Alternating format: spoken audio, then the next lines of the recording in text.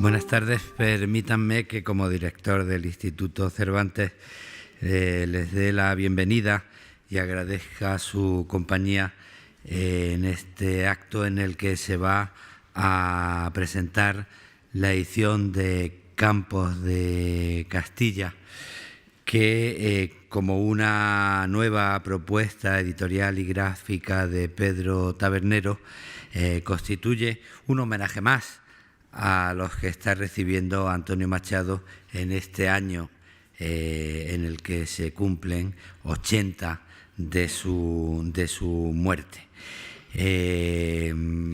Las ediciones de Pedro Tabernero son una verdadera propuesta de diálogo entre la poesía y la imagen, y en esta ocasión pues el trabajo de Jordi Garriga supone una lectura muy personal de Antonio Machado, una lectura en la que verán ustedes recogida la conciencia crítica de Antonio Machado, su propuesta paisajística, pero también esa característica que tuvo siempre, una lucidez escéptica, pero que no renunciaba a sus creencias. A mí me ha llamado la atención la vitalidad, la elegancia, la intuición de la primavera, la rama florecida en el olivo seco que hay en la propuesta vital y estética de Jordi Garriga. Bueno, por las ediciones de Pedro Tabernero han pasado grandes voces de la poesía española, en Vicente Alisandre, Juan Ramón Jiménez, Luis Cernuda, Caballero Bonal, y ahora pues se le hace este homenaje a Antonio Machado con textos de Enrique Baltanás y de Juan Malpartida, conocedores, expertos, reconocidos de la obra de Antonio Machado. Yo le doy la enhorabuena a Pedro Tabernero por la calidad de su nueva propuesta, a Jordi Garriga por el trabajo y la lectura estética que con sus imágenes hace de Campos de Castilla, y me sumo al homenaje a Antonio Machado pues leyendo un poema de Campos de Castilla. El Instituto Cervantes hizo su propia edición de Antonio Machado para sumarse al recuerdo, a la conmemoración de los 80 años de su muerte, en este año en el que recordamos también el final de la Guerra Civil, y se me ocurre leer un poema, un elogio, una elegía a don Francisco Giner de los Ríos, el maestro de la Institución Libre de Enseñanza, bajo cuya sombra se formó desde su infancia Antonio Machado, que me parece que es un buen texto para recordar en los tiempos que vivimos, donde el trabajo se impone a la superstición y la bondad se impone a la maldad, a la calumnia, a la mentira, como la mejor manera de conseguir que florezca España. El florecimiento que hay debajo del escepticismo con creencias de Antonio Machado alude a su propia relación con la vida después de la trágica muerte de Leonor, que en el libro que presentamos aparece muy guapa, y es también el florecimiento de una España que necesitaba una oportunidad para salir de la mentira y de la corrupción. Por eso se me ha ocurrido recordar las palabras que escribió en 1915, ya en Baeza, Antonio Machado al enterarse de la muerte de Giner de los Ríos. Como se fue el maestro, la luz de esta mañana me dijo: van 3 días que mi hermano Francisco no trabaja. Murió Solo sabemos que se nos fue por una senda clara, diciéndonos: hacedme un duelo de labores y esperanzas. Sed buenos y no más. Sed lo que he sido entre vosotros, alma. Vivid. La vida sigue, los muertos mueren y las sombras pasan. Lleva quien deja y vive el que ha vivido. Yunque, sonad, enmudeced, campanas. Y hacia otra luz más pura partió el hermano de la luz del alba, del sol de los talleres, el viejo alegre de la vida santa. Oh sí, llevad, amigos, su cuerpo a la montaña, a los azules montes del ancho Guadarrama. Allí hay barrancos hondos de pinos verdes donde el viento canta. Su corazón repose bajo una encina casta, en tierra de tomillos, donde juegan mariposas doradas. Allí el maestro un día soñaba un nuevo florecer de España. Nada más, muchas gracias. Le dejo la palabra a Pedro Tabernero, a Juan Malpartida y a Jordi Garriga, y disculpamos la presencia de Enrique Baltanás, que no ha podido acudir esta tarde a este acto a estar con nosotros. Muchas gracias.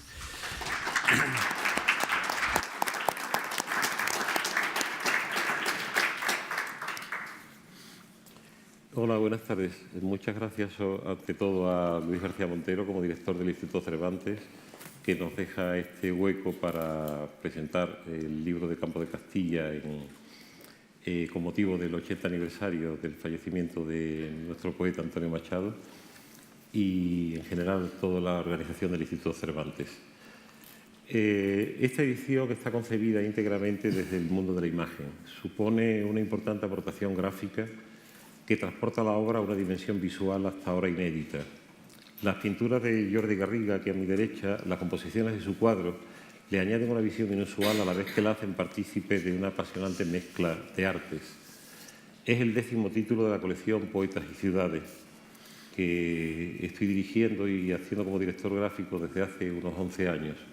Comenzamos muy fácil esta colección con Poetas en Nueva York, estaba claro lo de la idea de Poetas y Ciudades, y luego se ha ido ampliando a espacios, no necesariamente a una ciudad concreta, sino a espacios de un país, a espacios de un terreno, de un territorio.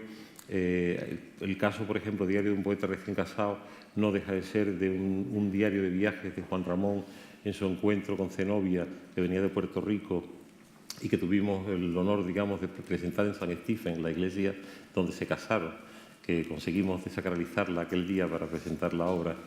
Sombra del Paraíso, de Alexandre, que está con nosotros hoy presente, Roberto Sánchez Terrero, que hizo las pinturas. Fervor de Buenos Aires, de Borges. Ognos, de Luis Cernuda. El Contemplado, de Pedro Salinas. Las Piedras de Chile, de Neruda. Ladera Este, de Octavio Paz. O Diario de Argónida, de José Manuel Caballero Bonal, son los otros títulos de la colección, ¿no?, que enlaza la creación de grandes poetas con algunos de los mejores ilustradores y diseñadores de nuestro tiempo, teniendo el referente gráfico siempre como tema subyacente. Esta edición, que es una edición limitada, está realizada y conmemorativa, está realizada a todo color, consta aproximadamente de unas 80 páginas. Es la versión íntegra de Campo de Castilla de 1912. Y Jordi Garriga, especialista en este tipo de trabajo, ha realizado las ilustraciones conjugándose en ellas grafismos figurativos y expresionistas muy cercanos al espíritu machadiano. Elegimos la técnica de acrílicos, lápices y acuarela para darle color y forma a tanto sueño. El resultado, en mi opinión, es magnífico, está lleno de magia y sensualidad. Las imágenes, como muchos de los escenarios que describen y sugieren, responden a mi concepto de la belleza, cualquier emanación curiosa de un ser o de un objeto, de una situación o de un paisaje.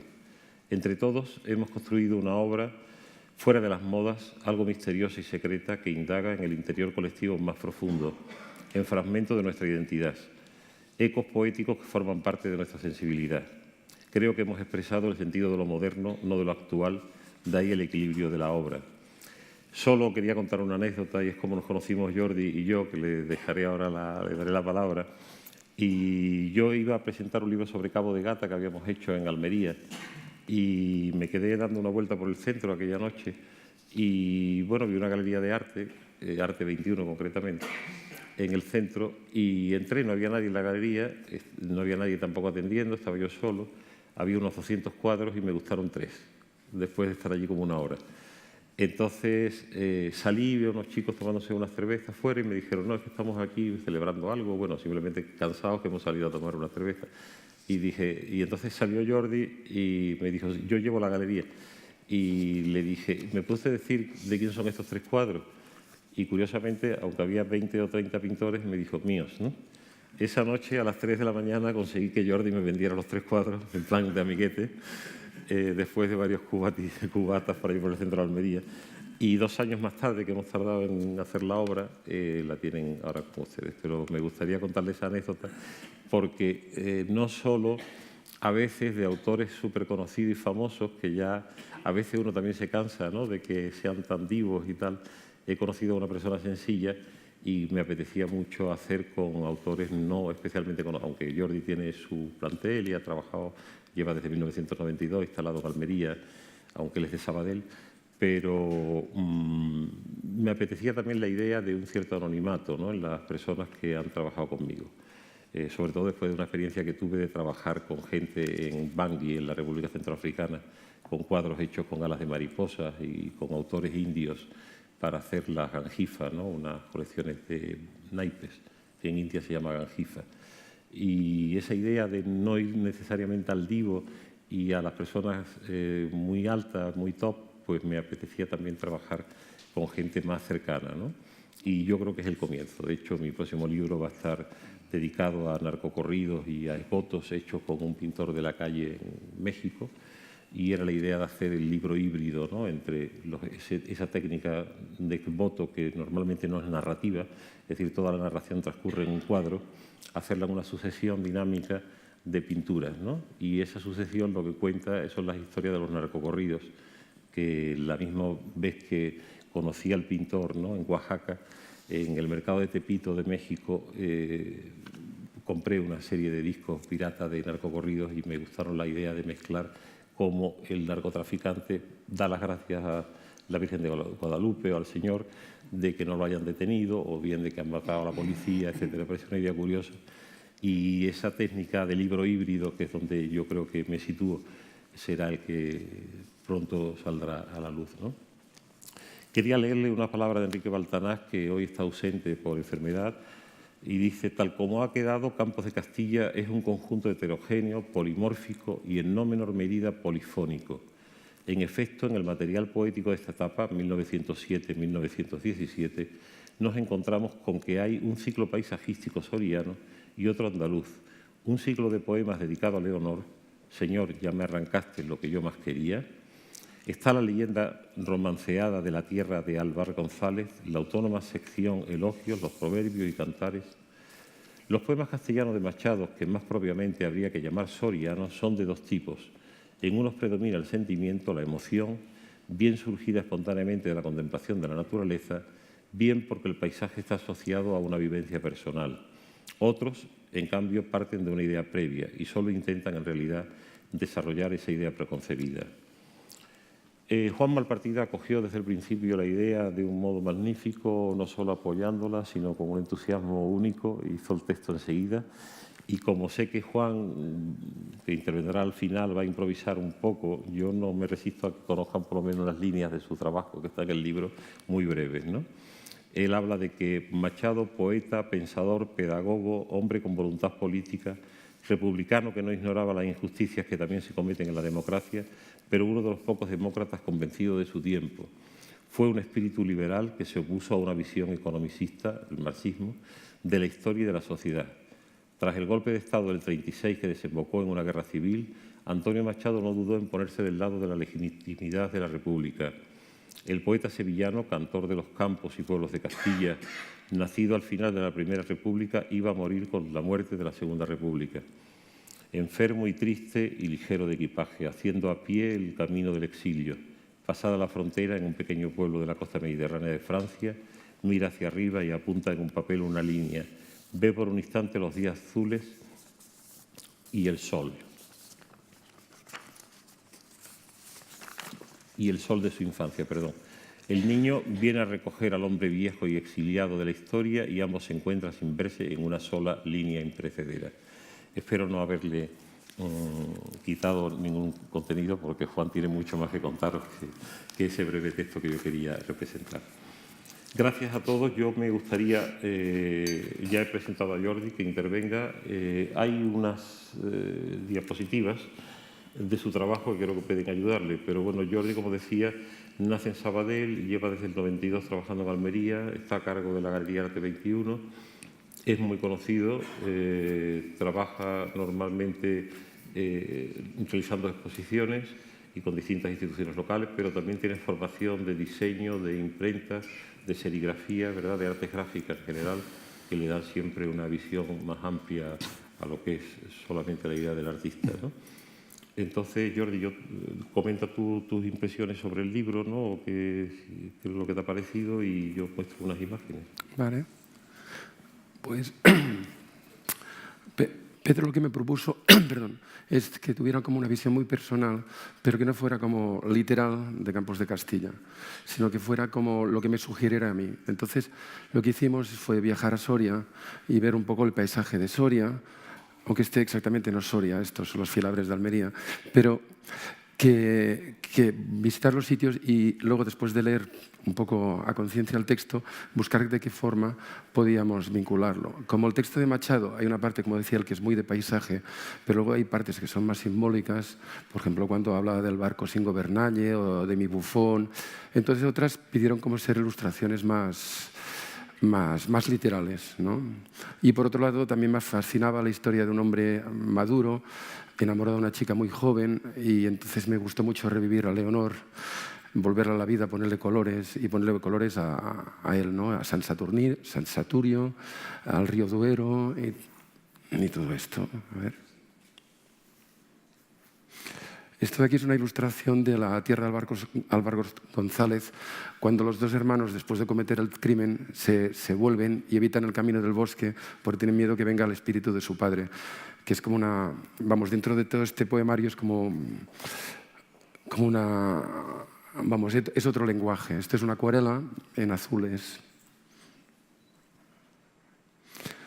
Esto de que intenté ser una recreación cuando él habla del tren, de los viajes en tren que hacía él. Intenté imaginarme cómo eran los vagones de tren de la época y lo que sería viajar en un tren de estos. Esto estaba buscando un poco evocar la casa de los Álvaro González. Son gente de una miseria tremenda, viven... Entonces tiene como la casa, el campo y mucha pobreza. Y ven que cuando las cosas van bien, pues matan al padre y luego van mal.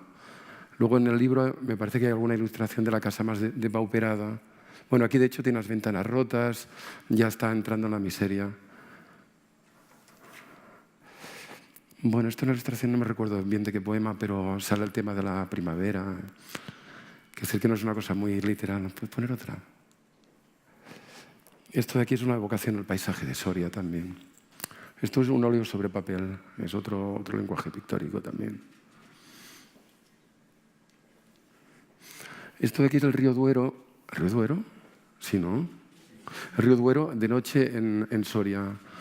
Y bueno, me imaginé sería muy parecido a lo que se vería en la época de Machado, el río tan tranquilo pasando por allí, que solo hay árboles al lado de la ribera.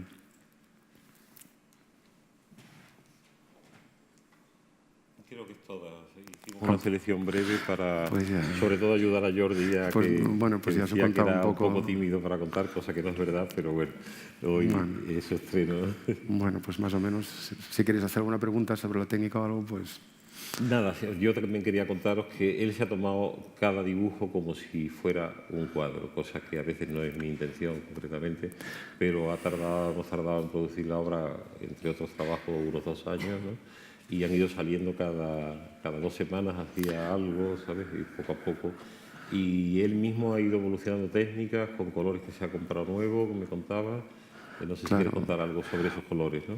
Claro, bueno, yo soy un pintor en acrílico, no sé si conocéis el acrílico, y entonces he encontrado una marca muy buena que se llama Old Holland, y cuando tú tienes los pigmentos que responden exactamente a lo que quieres, pues salen cosas muy diferentes. Entonces, claro, me ha permitido hacer ilustraciones como muy vivas y trabajar prácticamente con óleo, como óleo, pero la diferencia que es literalmente secan en 10 minutos. Entonces te permite trabajar con veladuras y modificar dibujos y poner blancos y todo eso. Es una cosa muy bonita de hacer y esto se lo debo a la dialéctica esta con este hombre de trabajo. Bueno, pues seguimos. Yo le daría la palabra a Juan Malpartida, ¿no? Nuestro entusiasta Juan, director de Cuaderno Hispanoamericano, con una gran obra tras, ¿no?, de él y gran experto en Machado. No dudé en que teníamos que tenerlo en el libro y acogió rápidamente la invitación de hacer esos folios. Entonces te dejo con él para cerrar el acto. Bueno, muchas gracias, Pedro. Muchas gracias a todos ustedes. Y a Pedro por la invitación a participar en una edición de Campo de Castilla, y hoy presentada aquí en Cervantes, ¿no?, presidido por un poeta amigo, Luis García Montero. Seguro que tiene así la sensación un poco espejeante y ficcional de estar presentando Campo de Castilla, ¿no? En fin, como si uno estuviera, digamos que en el año 12 o tal vez en el 17, presentando este libro.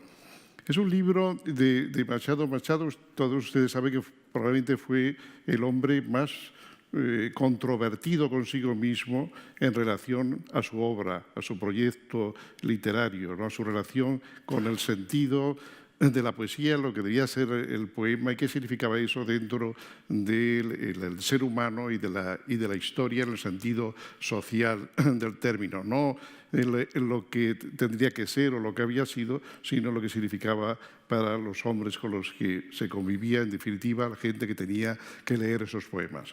Y fue un hombre que realmente mantuvo casi desde el principio, yo diría que ya en Campo de Castilla, pero probablemente un poco antes, una lucha de hombre que discutía la poética de su tiempo, del pasado, y también su relación, su vivencia intuitiva del poema, ¿no? Yo creo que Campo de Castilla es un libro que no es un libro unitario, ¿no? Y tú ya lo has apuntado y Luis también. No es un libro unitario, es un libro que tiene varios núcleos, pero hay algo que sí lo define, y es la respuesta que él trató de dar a la poesía primera suya, Soledades, ¿no?, que se publica en 1903, luego ampliada en 1907, Soledad de Galerías, ¿no?, y que es un intento ya en esos poemas que se suma de distanciarse del modernismo, que ya de alguna forma estaba incluso en el primer libro, pero todavía había una gran presencia del modernismo y por lo tanto de un mundo muy apoyado en las sensaciones. No porque él estuviera en contra de las sensaciones, al contrario, la sensación en lo intuitivo, es decir, los sentidos que dan fe del mundo, del tiempo, en definitiva, unos sentidos que están elaborados, no son sentidos, digamos, directos que perciben las cosas, sino que ya son conceptos, como él sabía muy bien, porque había estudiado no solamente a Bersón, sino a Kant. Él, después de esa etapa, ¿no?, inicial, donde Machado ya había nacido como un poeta, Machado es alguien que ya desde sus primeros poemas es el poeta Antonio Machado, ¿no? Es un poeta perfecto, siempre lo fue. Era un hombre que trabajó, como se ha visto en sus manuscritos, todo el que ha visto manuscritos suyos, en ediciones que se han hecho, pues, ha podido comprobar cómo corregía y corregía, en fin, le quitaba el sueño en los poemas. Sin embargo, cuando uno los lee, parece que estuvieran escritos de una sola mano, ¿no?, como hacían las cosas Mozart, ¿no? Bueno, sí, son muchas manos, pero finalmente queda la mano del poeta, ¿no?, último, el crítico y poeta, que hace que todo suene maravillosamente bien, porque Machado es un gran diestro del verso y probablemente uno de los mayores maestros de la rima, ¿no? El mundo de las rimas en Machado no son aleatorias, todas van teniendo sentido y casi hace una lectura al compás, ¿no?, de la narración del poema. Bien, entonces yo creo que hay ese libro primero, Soledades, Soledad de Galería, que es un libro, no diríamos que es madrileño, porque las ciudades en Machado apenas sí existen, pero sí está generado en Madrid. Es el producto de su educación madrileña, de sus lecturas madrileñas. Mientras que este libro, que está escrito, como luego lo fecha, 1907, ¿no? Tú lo has dicho las cifras, 1907 y 17, es un libro ya soriano, es un libro de Castilla, es un libro en el cual trata de dar respuesta a los abismos de la interioridad, a los laberintos de las sensaciones donde puede faltar cuerpo, puede faltar realidad externa. Y entonces hace muchos poemas apoyados en el paisaje, ¿no? Como Jordi ha visto muy bien, algunos por lo que acabo de ver, porque no lo había visto hasta ahora, muy bien intuido, muy bien percibido todo ese misterio también del paisaje, ¿no? En Machado. En Campo de Castilla, Machado desplaza un poco el eje interior, ¿no? De su subjetividad hacia la objetividad, sin perder para nada el mundo del sujeto, el mundo temporal. El yo estoy viendo esto y esto que veo lo veo ahora, ¿no? Y trato de que esté en el poema, ¿no? Esa hoja que se mueve, este aire que es este y no otro, no el aire, sino este aire. Él trata de que esté también en muchos de los poemas de Campo de Castilla, ¿no? Y por lo tanto trató de, esa era su voluntad poética, sin dejar de ser fiel a sus, digamos, a su destino, digamos, a su fatum, en fin, como se quiera llamar, sin dejar de ser fiel a eso, porque difícilmente podría no serlo, nunca se traicionó, yo creo, trató de dar respuesta a lo que le inquietaba. La poesía no solamente tiene que ser la expresión de mis sensaciones, de mis intuiciones, de mis cuitas o de mis esperanzas, sino que tiene que trascender mi yo y verse, digamos, objetivarse entre los otros. Eso que él luego llamó y teorizó de manera admirable, en fin, con frases imperecedera tanto por cómo lo logró como por lo que pensó con esas frases, la esencial heterogeneidad del ser, ¿no? El ser no es uno, sino que es heterogéneo, es decir, está más allá, y su lógica no es la lógica de la filosofía, sino la del tiempo, una sustancia que no puede ser comprendida por la abstracción, sino por la poesía, por la música, por la pintura. Y bueno, eso yo creo que es el intento de esta época, que es abarca, ¿no? En fin, más o menos esa fecha, tal vez incluso alguno más, en la cual se le puede situar en Soria, ¿no? Yo creo que cada etapa de Machado, que se entrecruzan, pero son etapas, se puede situar en alguna ciudad. Madrid, con Soledades y Galería y otros poemas en otra edición. Campo de Castilla, que es el mundo de Leonor, es el mundo en el que él pues, encuentra el amor correspondido, se casa y pierde también a su mujer 3 años después. Y luego Baeza, después de la muerte de su mujer, cuando él incluso ha pensado en suicidarse, se lo dice a Juan Ramón Jiménez, lo dice también en otra carta,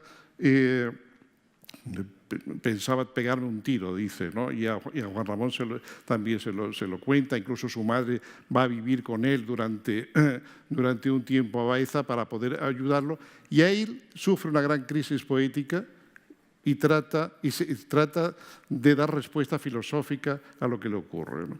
Y ese es un momento para él de crisis. La segunda sería la tercera etapa de su obra, cuando el poeta ya no puede cantar, ¿no? Él mismo lo dice, ¿no? Que anda como poeta, ¿no? Trasnochado de filósofo, y el filósofo tampoco puede dar cuenta del poeta. Vive una tragedia desde un punto de vista poético, desde un punto de vista sentimental. Pero ahí él es un hombre que lee mucha filosofía, que estudia mucho, incluso luego pues, estudió filosofía, ¿no? Porque cuando daba clases en Soria era en solo bachiller, y luego sacó la carrera de filosofía, uno de los profesores que lo examinó fue Ortega y Gasset en la asignatura de metafísica, y le dio un 10, ¿no? Pero supo reconocer. Muchas veces los profesores no le dan a los poetas, en fin, ¿no? Pero él le dio un 10, yo creo que lo merecía sin duda alguna, ¿no? Y luego de Baeza, que es el periodo en el cual él, para poder cantar, para poder escribir, tiene que inventar una serie de personajes. Comienza a inventar sus heterónimos, sus apócrifos, ¿no? Juan de Mairena, Abel Martín, que era el maestro de Juan Mairena, donde él vislumbra realmente su resurrección. Sin la invención de su heterónimo, yo creo que Machado hubiera muerto probablemente como poeta. Pero encontró en esas máscaras literarias la posibilidad de trascenderse. Y la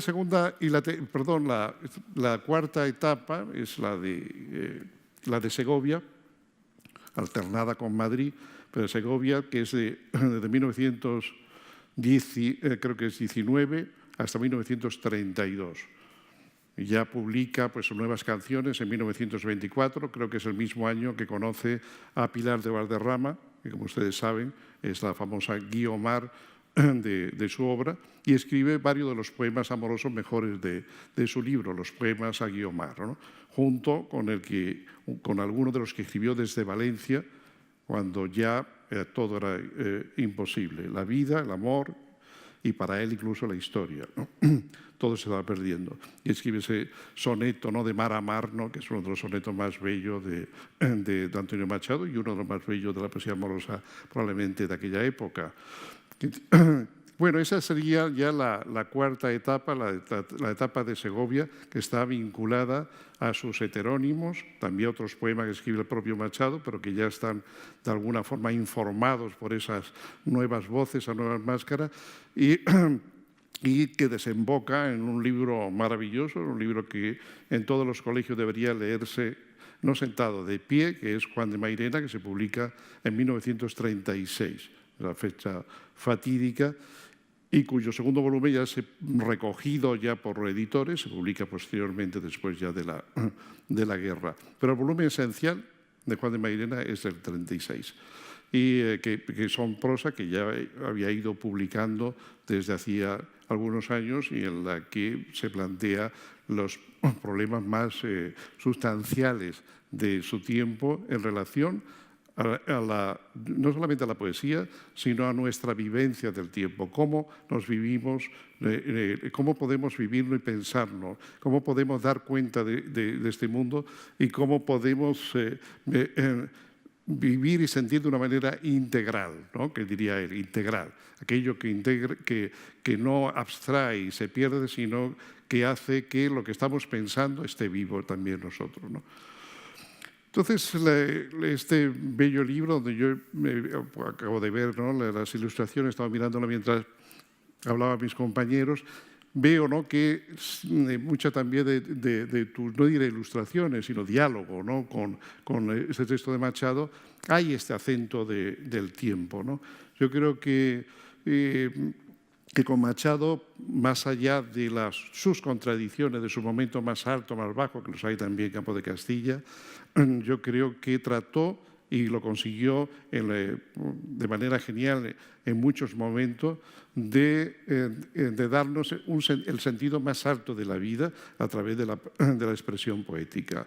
Y para él la expresión poética era la que mejor expresaba la experiencia amorosa. Es decir, que amor y poesía para él era una misma vivencia en la cual el otro aparecía con todos los dones de la presencia, contra la abstracción, contra las ideas que vacían nuestra vida de contenido.